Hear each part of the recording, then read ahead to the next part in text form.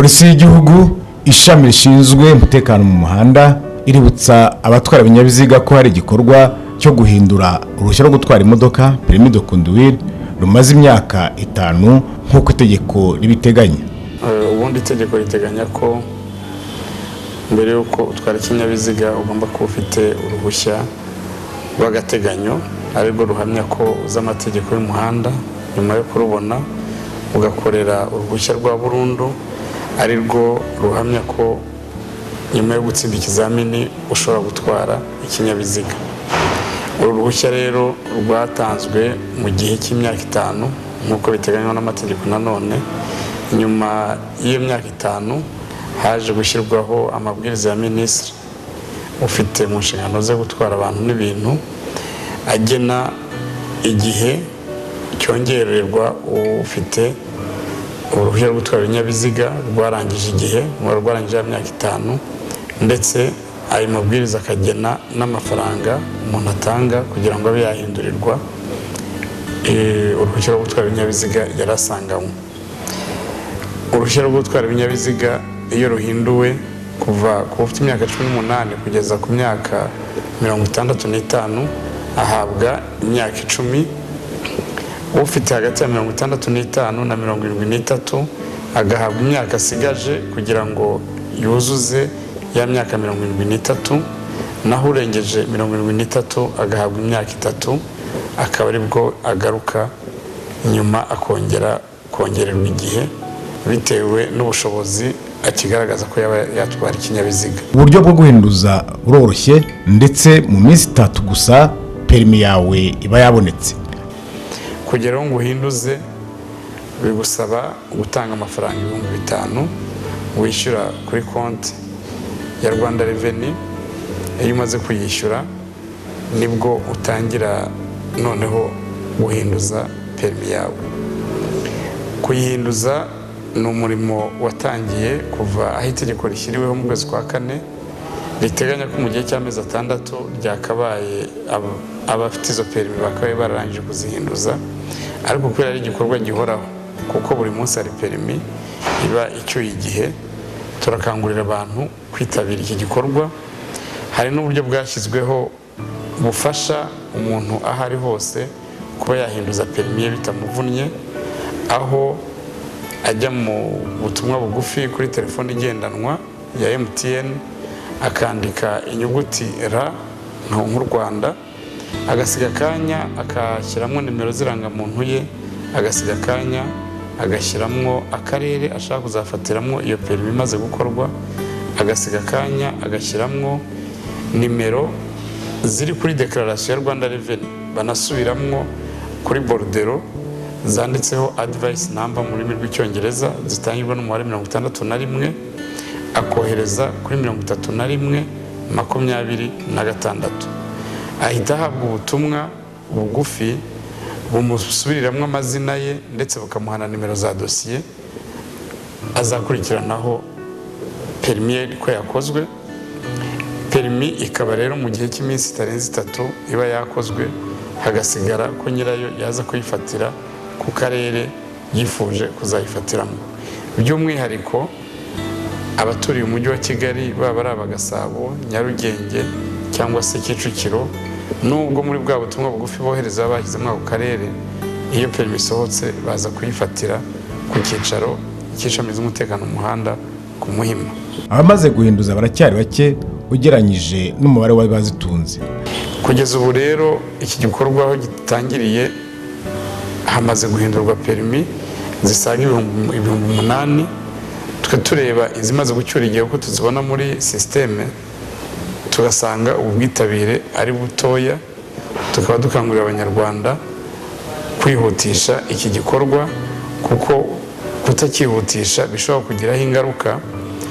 Iya mbere ni uko ubutwaye ufite ibyangombwa bitujuje ubuziranenge, kuko ubutwara ukoresheje permis yacyuye igihe bishobora kugiraho ingaruka, haba ari mu buryo bw'ubwishingizi cyangwa se kuba wahanirwa mu muhanda kubutwaye utujuje ibisabwa. Ni byiza rero ko abantu bitabira guhinduza impushya zabo zacyuye igihe kugira ngo birinde icyo cyose cyabahungabanya cyangwa se cyabera imbogamizi mu gukoresha inzira nyabagendwa. Kuba ufite perimi yacyuye igihe ntabwo uba wujuje ibisabwa, cyane ko itegeko rigena buryo ki ihindurwa n'ukuntu yongererwa igihe bwagenwe. Nta mpamvu rero yo gukomeza gukoresha perimi uzi ko yacyuye igihe. Abenshi kubera ubuteganye buke ntibakunze kureba kuri ya perimi kandi handitseho igihe perimi yawe izarangirira. Ni byiza ko utategereza ko umupolisi ari kukwereka mu muhanda ko perimi yarangiye, ahubwo ukwiye kwibwiriza kujya kuyihinduza, kuko igihe umupolisi ari uzakubwira ko perimi yawe itagifite igihe, hashobora no kuba byajyana no kuguhana kuko utwaye ufite perimi yacyuye igihe. Ku banyarwanda bari mu mahanga ushobora kohereza indangamuntu umuntu wawe akaguhinduriza, ariko igihe cyo kuyifata ukagomba kuba uhibereye. Usibye ko iyo uje gufata ya perimi imaze gukorwa usabwa kuzana umwimerere wayo ndetse ukitwaza n'indangamuntu. Hari impamvu ebyiri. Iya mbere bagusaba kuzana kuyizanira wowe ubwawe umwimerere wayo kugira ngo barebe niba perimi uwo bayihinduriye agifite ubushobozi bwo gutwara ikinyabiziga. Kubwo hagati aho ushobora kuba warakoze impanuka ugatakaza urugingo runaka, cyangwa se n'imyaka y'ubukuru bwayo ikaba itakwemerera kuba wakomeza gutwara ikinyabiziga. Iki gihe rero usabwa nk'uko biteganywa n'amategeko kujya kubonana na muganga kugira ngo ahamye ko za mpungenge cyangwa se avaneho za mpungenge izi kugaragaraho. Ikindi gituma bakusaba kuzana indangamuntu ni uko ubundi perimi twavuga ko ari muri umuntu w'indangamuntu cyangwa se ari umwana w'indangamuntu. Iyo habaye igihe ugahinduza ifoto yari ku ndangamuntu cyangwa se amazina yari ku ndangamuntu cyangwa se amatariki y'amavuko, icyo gihe bisaba ko ibyo bishya bije ku ndangamuntu ya kabiri uhawe bihuzwa na perimi wari ufite ufata indangamuntu ya mbere, aribyo dukunze kwita gusaba duplicate. Iyo usabye ariyo duplicata ni yindi process cyangwa se ni ikindi gikorwa usabwa kwishyurira ibihumbi 25 binyuranye no guhinduza perimi icyuye igihe, aho itegeko riteganya ko ubikoze atanga ibihumbi 5. Aho itegeko riteganya ko uhinduye iyo perimi, uhinduza perimi atanga ibihumbi 5.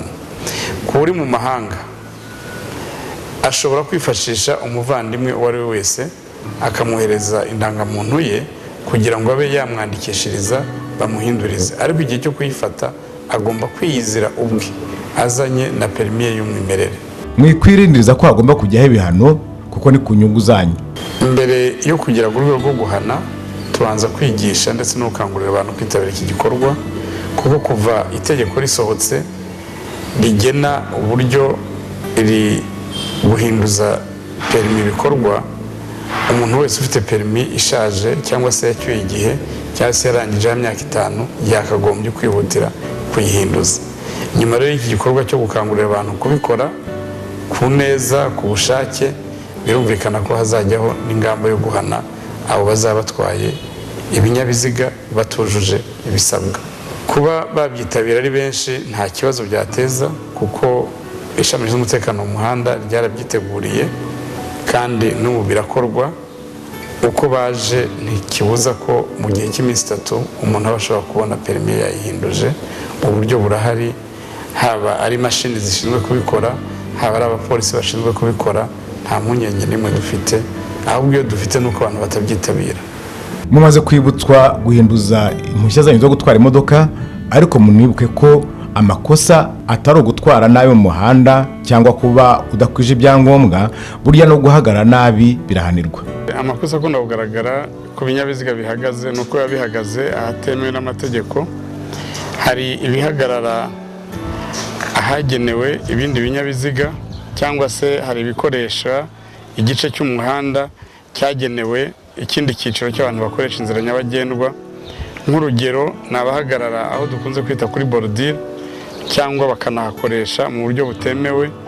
Nta kinyabiziga cyemewe guhagarara kuri borudire kuko icyo gice kiba cyarubakiwe abanyamaguru iyo ikinyabiziga cyahagaze cyangwa se kitambitse iruhande rwaho, usanga igice cy'ikinyabiziga gifunze wa muhanda, cya gice cy'umuhanda gikoreshwa n'abanyamaguru.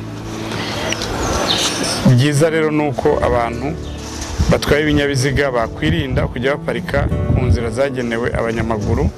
Ikindi cya kabiri ni uko izi nzira zagenewe abanyamaguru akenshi zubatse ku nkombe y'umuhanda kugira ngo zishyigikire cyangwa se zirinde icyakwangiza wa muhanda.